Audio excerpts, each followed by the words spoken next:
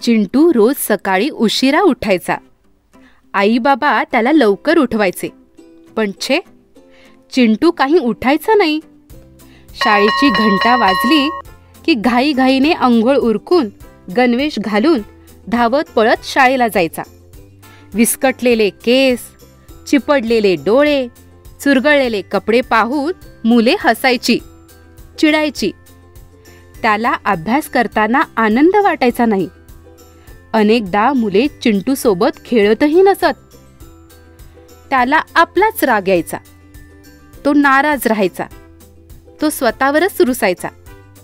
काय करावे याचा एकटाच विचार करत बसायचा. एक दिवस चिंटूला एकटाच बसलेला पाहून त्याची ऋतुजा ताई जवळ आली.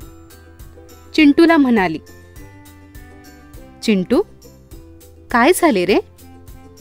चिंटू म्हणाला, बघ ना, माझ्याशी कोणी बोलत नाही, खेळत नाही.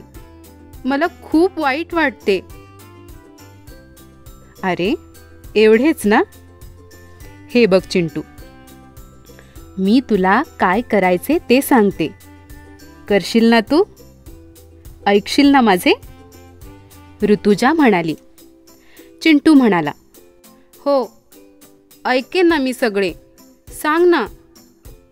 ऋतुजा म्हणाली, हे बघ चिंटू, रोज सकाळी लवकर उठायचे, शौचास जाऊन यायचे, हात पाय स्वच्छ धुवायचे, दात घासायचे, अंघोळ करायची, स्वच्छ कपडे घालायचे, केस विंचरायचे, दप्तर नीट भरायचे, दररोज अभ्यास करायचा.